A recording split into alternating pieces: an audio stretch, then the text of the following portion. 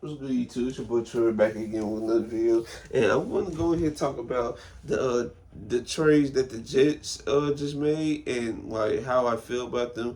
And now it's quite interesting because the Jets came into the season where they hired a new coach. Feel like with the new coach, there is also gonna be a new voice in the locker room, and they thought like although Aaron Rodgers basically, well, they did release him and let him go to the Steelers and basically signed Justin Fields. They feel like they was in a situation where they could have, had average season to actually, try to build on something. But it turns out they have a very, very bad season. They got one win. I feel like that was against the Bengals. Yeah, that was against the Bengals. They fought and fought to get that W. But yeah, they've been having some very bad losses, and there have also been moments where they what you call it, just had some brain dead moments, like straight up.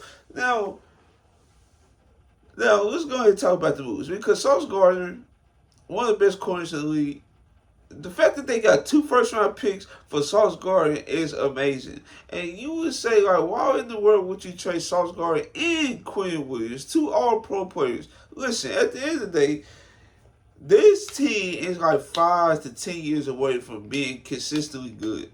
Okay? That's one thing. Two, if you can get a premium package like two first round picks for Sauce Gardner, a corner, you do that in a heartbeat. Because what if it comes to a point, this is a hypothetical, and I know folks are probably very, very like against hypotheticals in this situation. But let's just say a big personality like Sauce Gardner, he's active on social media, just like Michael Parsons was. And guess what? He decides like, oh, so now all of a sudden y'all don't want to pay me, or oh, well, y'all, this situation is not good for me no more. I won't request a trade, and now you at his mercy now because now you gonna have a situation where you not gonna get as much as you expected to what you call it, like for right now, like for example, right now to what they're going to get if Sauce Gardner requests a trade, it would not be nearly as freaking good as what they just got, nearly. And then with the Quinn Williams trade, you get a first and a second, and you get like a young defensive tackle who really haven't shown much in the league, but you get to see like where he's at, so you can like fill that void if he's not gonna be the player you expected him to be. Um, I feel like that's also a great deal too. Bro, you just don't hoard good players. And that's why I feel like the Browns should offload Myles Garrett to somewhere else. Because guess what? They in a situation where they signed Joe Flacco, they drafted Shadur, they drafted Dylan Gabriel, I think they traded for Kenny Pickett, right? Kenny Pickett got traded to the Raiders. Joe Flacco just got traded to the to the Bengals, and now you're in a situation where Dylan Gabriel, Shadur Sanders are your young QBs, and guess what? Y'all still losing games. Y'all still losing games. This is a situation where the Browns could got a premium package for Myles Garrett. Even he requested the trade. But at the end of the day, you could phrase the situation of like, oh, like they just did. Like, oh, we're not gonna trade Myles Garrett like at all. Like y'all can just forget about it. But if somebody offer you two first round picks or first 2 seconds maybe, and maybe another future first or something like I don't know, like some like a crazy deal, like a first, third, and a fifth, or like I said, two first, bro. You not accepting it? You not accepting it for Myles Garrett? And that's why I just feel like it's unnecessary for Myles Garrett to get mad because guess what, Myles Garrett, he signed up for this. He said he wanted to go to a better situation, but he phrased that better situation as just go ahead and pay me. That's all it was. Like just go ahead and pay me. So yeah, the Browns have two elite players and Denzel Ward and Myles Garrett. I feel like that team also, I wouldn't say 5 to 10, but I feel like they probably like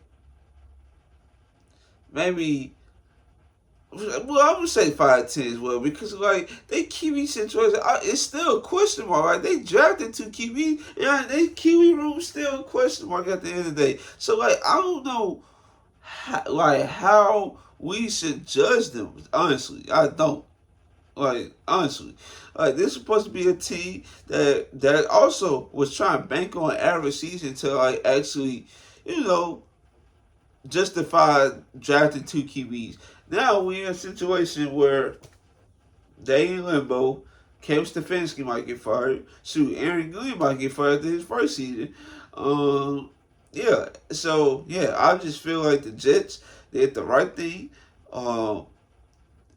Because like I said, you don't hoard good players. You don't wait till they request a trade to want to trade because that's where you gonna get screwed over. You gonna get screwed over. So yes, uh, now if I was a GM of the Titans, would I do something similar?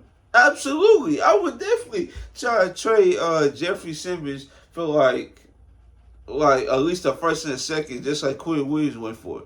Mind you, Jeffrey Simmons before he got injured was literally playing at DPOY levels. Nobody could block him.